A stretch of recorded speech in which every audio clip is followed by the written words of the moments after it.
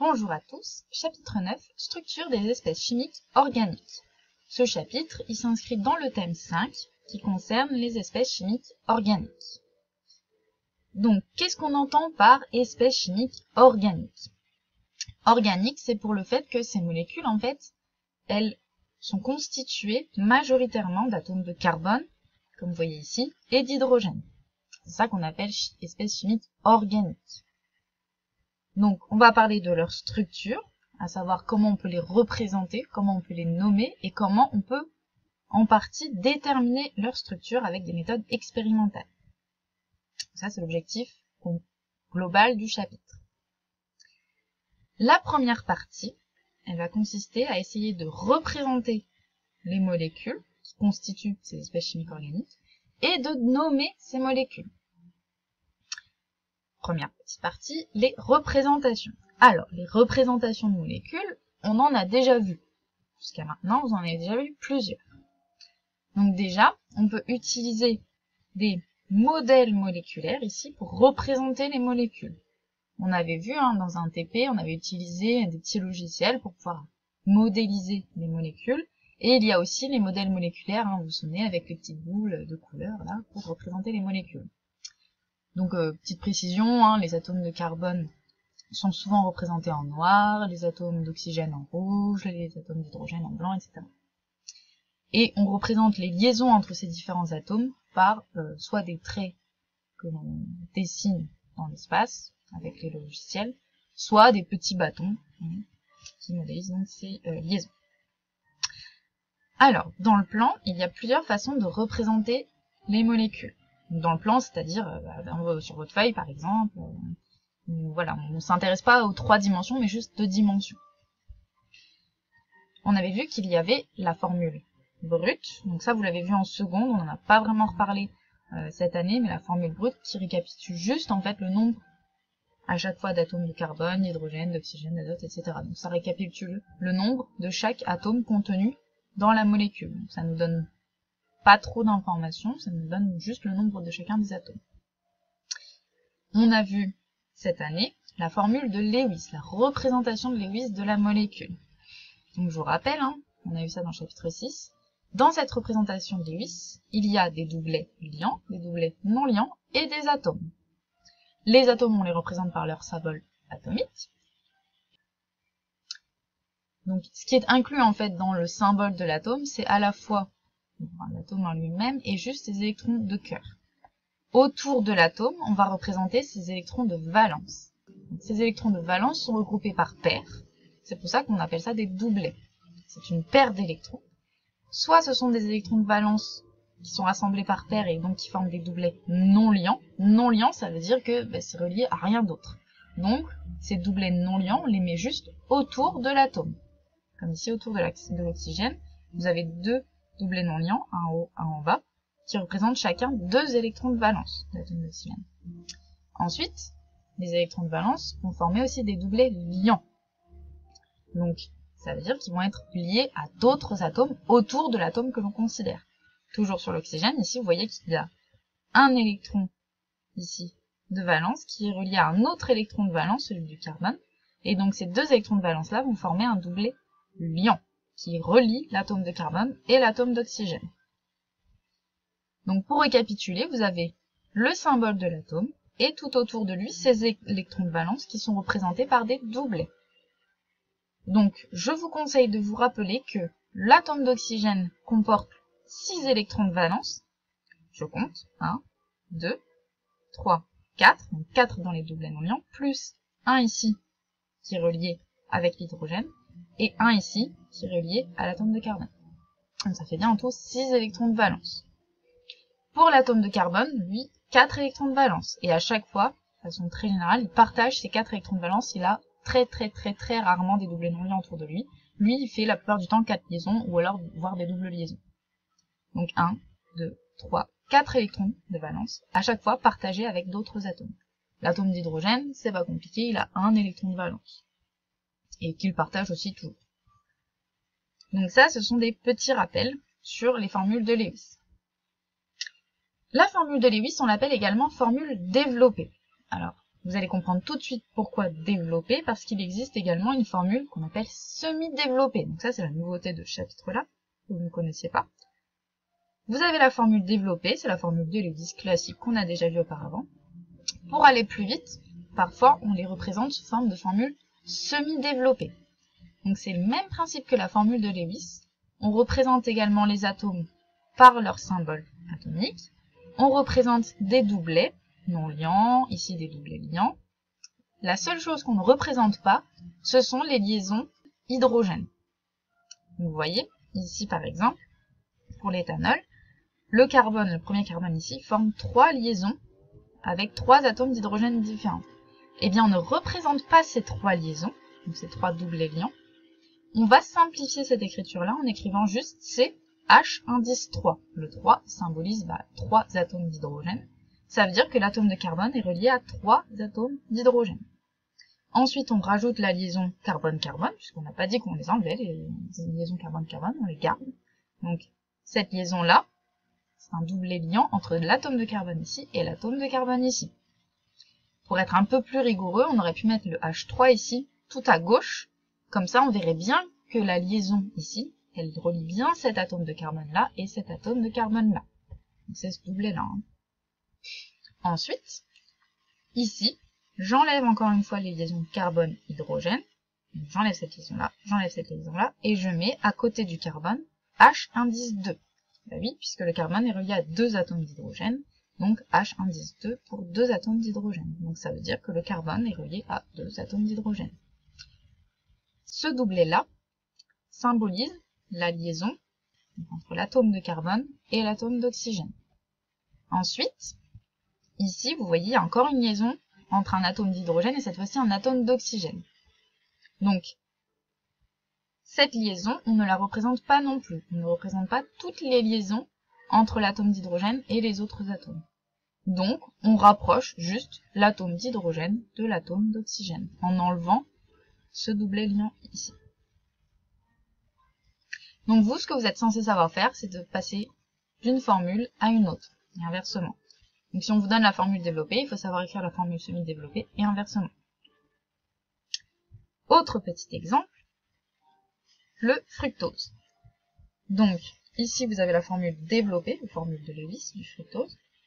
Donc vous ferez attention, des fois dans les livres, on ne représente plus les doublets non liants pour l'oxygène. Ici, je les ai bien remis. On passe à la formule semi-développée. Donc je ne vais pas tout redétailler, mais à chaque fois, on enlève ici tous les doublets liants entre l'atome d'hydrogène et les autres atomes. Donc, par exemple ici, le H, pouf, je le colle à l'atome d'oxygène. Hop, il est collé. Ici, j'ai 2 atomes d'hydrogène reliés à l'atome de carbone, donc hop, je mets H2. En général, le H2, il est plutôt à côté du carbone. Vous voyez, comme ici vous avez CH, donc à côté de l'atome de carbone. Donc j'enlève à chaque fois toutes les liaisons avec l'atome d'hydrogène. Donc ici, j'ai CH2. Ici, j'ai pas d'atome d'hydrogène. Ici, là, j'ai un atome d'hydrogène, là, qui est relié au carbone. Donc j'écris juste CH. J'enlève la liaison. Pareil pour ici. En général, on l'écrit à côté. Pareil ici. Là, j'ai un atome d'hydrogène collé à l'oxygène. J'ai enlevé la liaison oxygène-hydrogène. On l'enlève juste pour simplifier, bien sûr. Elle est toujours présente, cette liaison. C'est juste pour simplifier la notation. Pareil ici, CH2 et OH. Donc ça, c'est ce que vous êtes censé savoir faire. Donc je récapitule. La formule semi-développée, c'est quasiment la même chose que la formule développée, donc formule de Lewis. On n'a juste pas représenté les liaisons entre les atomes d'hydrogène et les autres atomes. On n'a juste pas représenté, ces liaisons existent toujours, mais pour simplifier la notation, on ne les représente pas, et on colle les atomes d'hydrogène à l'atome auquel ils sont reliés. Et on met éventuellement un indice 2, 3, etc. Dans le cas où il y a plusieurs atomes d'hydrogène reliés au même atome.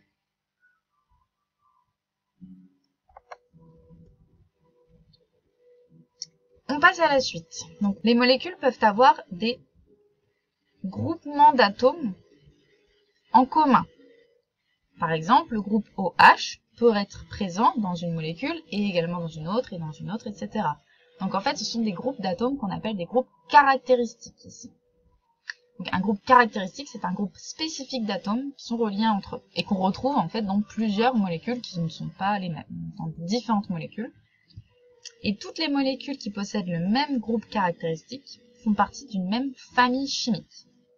En gros, les espèces chimiques correspondantes, elles ont des propriétés physico-chimiques en commun, c'est-à-dire des propriétés physiques ou chimiques semblables, donc les mêmes, quand ces molécules ont, par exemple, le même groupe caractéristique. Ici, des groupes caractéristiques, il y en a plusieurs. Nous, dans ce cours-là, on va s'intéresser qu'à ces groupes caractéristiques présentés dans ce tableau. Donc, ici, dans cette ligne-là, vous avez le nom du groupe, la famille chimique, c'est-à-dire la famille à laquelle appartiennent les molécules qui possèdent ce groupe, et la représentation du groupe, la représentation de Lewis. Premier groupe, le groupe hydroxyle. C'est noté là. Le groupe hydroxyle, c'est un atome de carbone relié à OH. Donc, dès que vous voyez OH relié à un atome de carbone, vous avez un groupe hydroxyle. Ici, vous avez le groupe carbonyle. Le groupe carbonyle, c'est un groupe qui comporte un atome de carbone qui est relié doublement à un atome d'oxygène. Vous avez soit ce groupe carbonyle situé le long dans une chaîne, au milieu d'une chaîne, ici, donc c'est ce qu'on appelle une cétone, soit en fin de chaîne, c'est-à-dire tout au bout de la chaîne, c'est-à-dire que le carbone il est relié qu'à un autre carbone, et l'autre liaison c'est avec un atome d'hydrogène. Donc si la double liaison CO est située en fin de chaîne, on parle de l'aldéhyde. Donc la famille, c'est la famille des aldéhydes ou des cétones, suivant où est située la double liaison carbone-oxygène. Donc vous voyez, hein, typiquement ici, on n'a pas représenté les doublés non liants sur les atomes d'oxygène. Normalement, il faudrait les représenter. Et enfin, dernier groupe caractéristique, c'est le carboxyle. Donc un carboxyle, c'est un carbone avec une double liaison avec un atome d'oxygène d'un côté, et de l'autre côté, une liaison avec un atome d'oxygène, une liaison simple, donc avec un groupe OH. Donc tout ça, c'est ce qu'on appelle un groupe carboxyle. Et quand vous prenez une molécule qui possède ce groupe carboxyle, vous prenez l'espèce chimique correspondante, cette espèce chimique, elle appartient à la famille des acides carboxyliques. Donc j'attire déjà tout de suite votre attention sur le fait que si vous voyez C double liaison O, OH, ça c'est un acide, donc c'est un carboxyle, pardon. Donc C double liaison O, OH, c'est le groupe carboxyle, et ce n'est pas le groupe carbonyle plus alcool, c'est juste le groupe carboxyle.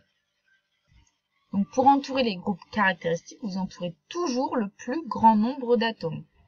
Donc ici, par exemple, on entoure tout ça, c'est-à-dire C double liaison O, OH. Tout ça, c'est le groupe carboxyle. Ici, on entoure COH, ça, c'est le groupe hydroxyle, qui formera la famille des alcools. Ici, vous voyez que dans cette molécule-là, il y a deux groupes caractéristiques. Groupe hydroxyle, groupe carboxyle.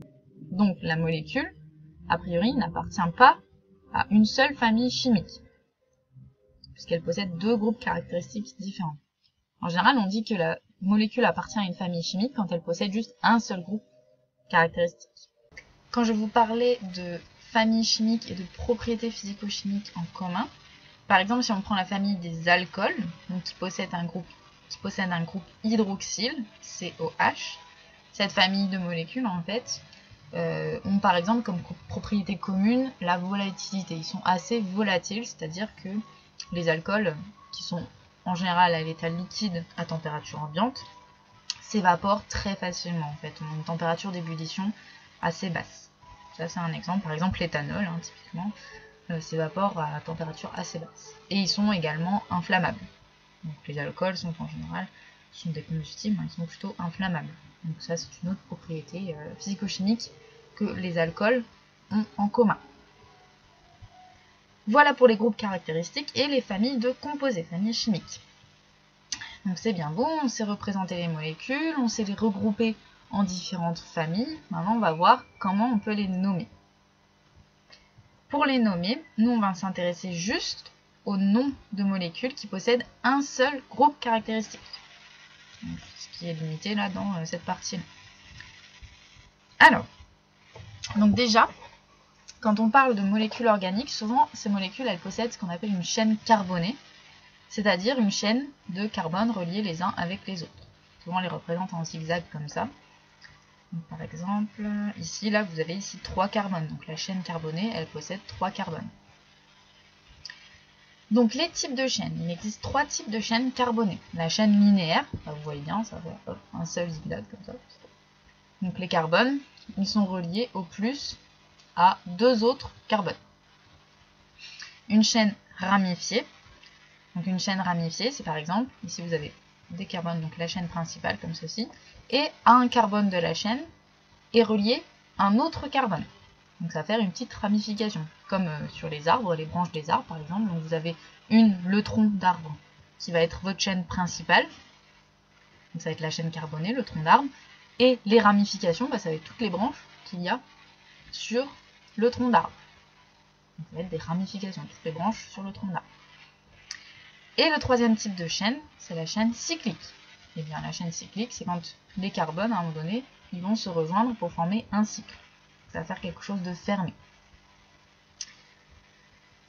Donc voilà pour les 3 types de chaînes. Maintenant, on va voir comment on nomme la molécule. La molécule a un nom qui se compose en 3 parties. Le préfixe, la racine et le suffixe. Donc le préfixe, c'est ce qui vient avant la racine, le suffixe, c'est ce qui vient après la racine. Donc on va commencer par ce qui vient à la fin du nom de la molécule, c'est le suffixe. Sachant que le préfixe, il n'y en a pas toujours. Le suffixe et la racine, il y en a toujours. Donc le suffixe, il va donner la famille à laquelle appartient l'espèce chimique. Donc par exemple, pour un alcool, le suffixe, donc ce qu'on appelle la terminaison, ça va se finir en N-ol. N-al pour l'aldéhyde, N-on pour l'acétone et N-oïque pour l'acide carboxylique. Donc ça va être un acide, plus loin, oïque.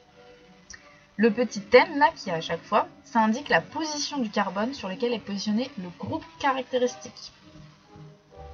Donc le N en fait c'est un chiffre, ça peut être 1, 2, 3, 4, c'est un entier, qui va indiquer en fait le numéro du carbone sur lequel est positionné le groupe caractéristique.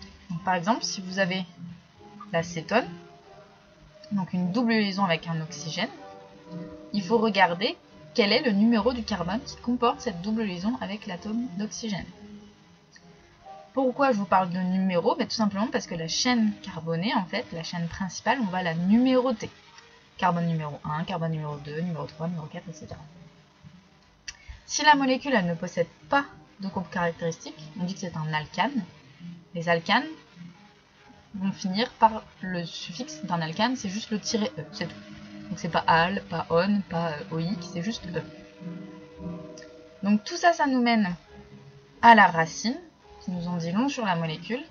Donc la racine, elle nous donne le nombre d'atomes de carbone qui constitue la chaîne principale. Donc, ce que je vous disais tout à l'heure, la chaîne principale, c'est le tronc d'arbre. C'est la plus grande chaîne, qui contient donc le plus grand nombre d'atomes de carbone. Je vous disais aussi également que la chaîne, on la numérote. On la numérote de 1 à, suivant le nombre d'atomes de carbone. Et on la numérote dans un certain sens. Donc soit de la gauche vers la droite, soit de la droite vers la gauche.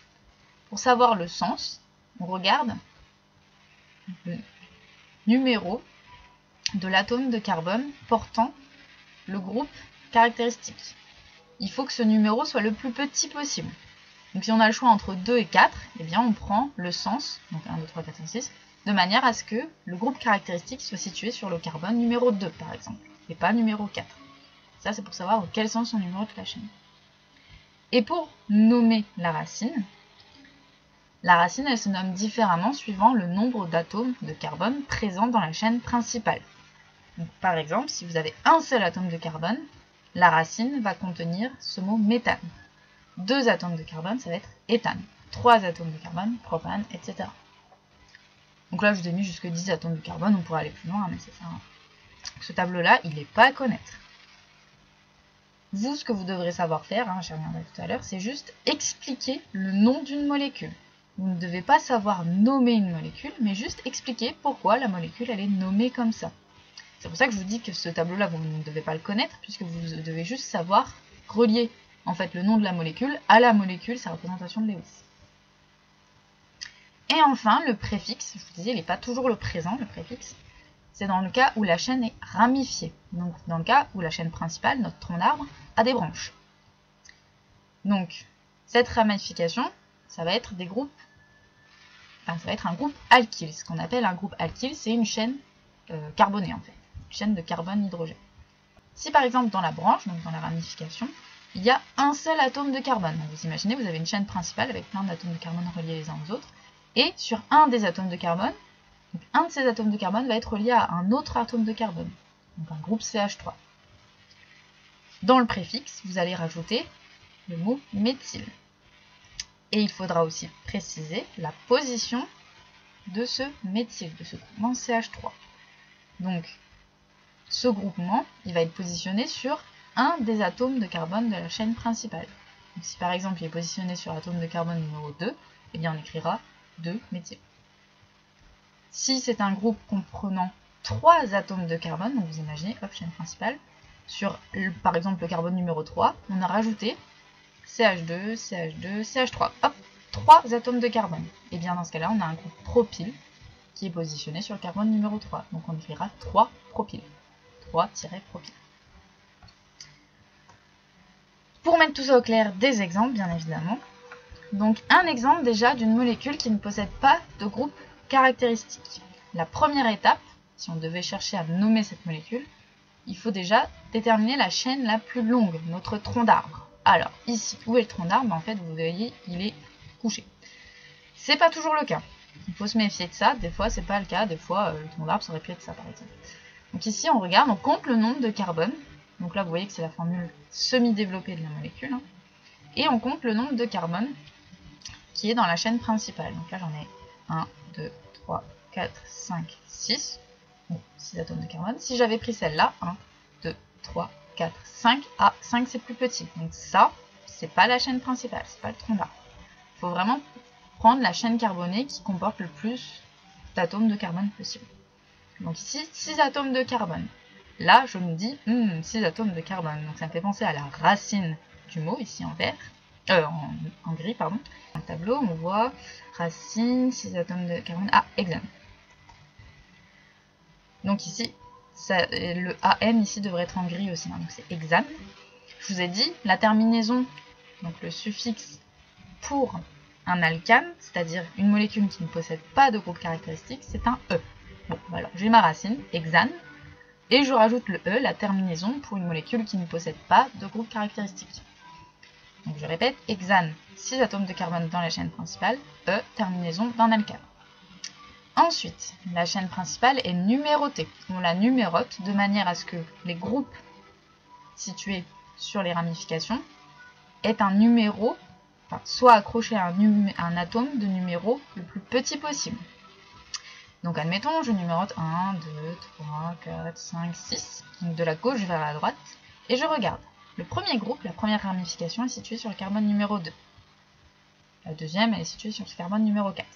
Si j'avais numéroté dans l'autre sens, 1, 2, 3, 4, 5, 6, donc de la droite vers la gauche, j'aurais eu ma première ramification située sur le carbone numéro 4. 4, c'est plus grand que 2, je pense qu'on est d'accord là-dessus. Donc je ne numérote pas de la droite vers la gauche, mais de la gauche vers la droite, de manière à avoir la première ramification située sur un carbone de numéro le plus petit.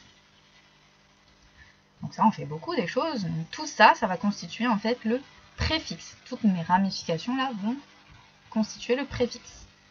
Dans le préfixe, j'ai un groupe ici constitué de 2 carbones, une chaîne carbonée avec 2 carbones.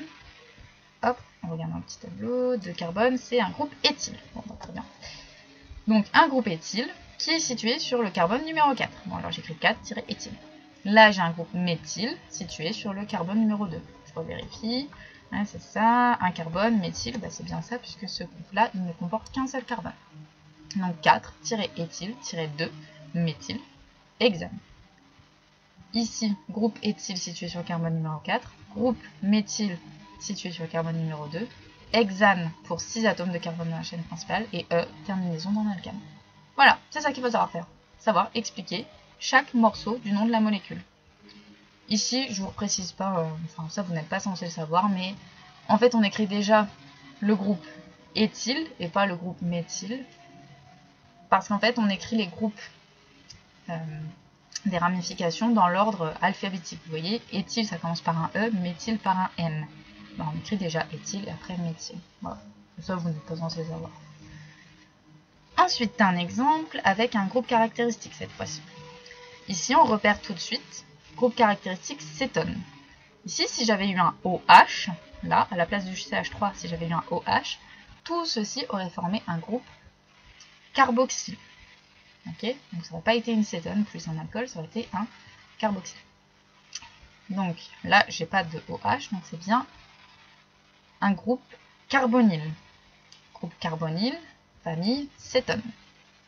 Puisque ici, le groupe carbonyle, donc CW liaison O, est situé dans la chaîne et pas en bout de chaîne. Donc ça nous donne la terminaison de la molécule. Donc le nom de la molécule se finit par 2-on. On, c'est la terminaison pour une cétone, et le 2, parce que l'acétone est située sur le carbone numéro 2. Pour savoir ça, je regarde la chaîne la plus grande. La chaîne la principale, c'est la chaîne la plus grande, c'est donc celle-ci. Je la numérote de la droite vers la gauche, puisque la première ramification, qui est en fait le groupe caractéristique, est située sur le carbone de numéro le plus petit. Si j'avais numéroté dans l'autre sens, j'aurais eu le 3, qui est plus grand que 2, ici pour le groupe méthyle. Donc la terminaison, donc le suffixe 2-on. Ensuite, la racine pentane. Je regarde 1, 2, 3, 4, 5 carbones dans la chaîne principale. On revérifie, 5 carbones. Ah, pentane, bon, c'est très bien, ils ne se sont pas trompés. Donc c'est bien pentane pour la racine. Ensuite, donc groupe caractéristique c'est fait, chaîne principale c'est fait. Maintenant il nous reste juste le suffixe pour, pardon, il nous reste juste le préfixe pour la petite ramification ici. Un carbone, on vérifie, un carbone, ah, méthyle. Donc c'est bien méthyle, ici, groupement méthyle, qui est sur le carbone numéro 3. Donc 3-méthyle, pentane de on. Donc on a tout expliqué. Dernier petit exemple, dans le cas où sur un même carbone, vous avez plusieurs ramifications. Par exemple, ici sur ce carbone-là, le carbone numéro 3 de la chaîne principale, vous avez 2 groupements méthyle. Et ici, vous voyez aussi que ce groupement méthyle apparaît aussi sur le carbone numéro 2. Donc on regroupe tout ça dans un triméthyle.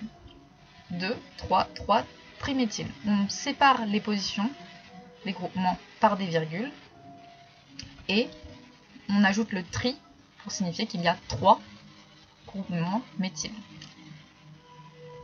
Carbone numéro 2 pour le premier méthyle, carbone numéro 3 pour le deuxième méthyle, carbone numéro 3 pour le troisième méthyle. Et ensuite, pente, 5 atomes de carbone dans la chaîne principale, donc pentane, et le E, terminaison d'un alcane. Si j'avais eu juste ces deux groupements méthyl là, j'aurais mis diméthyle, j'aurais mis juste 3, diméthyle, pentane. Voilà pour les noms des molécules.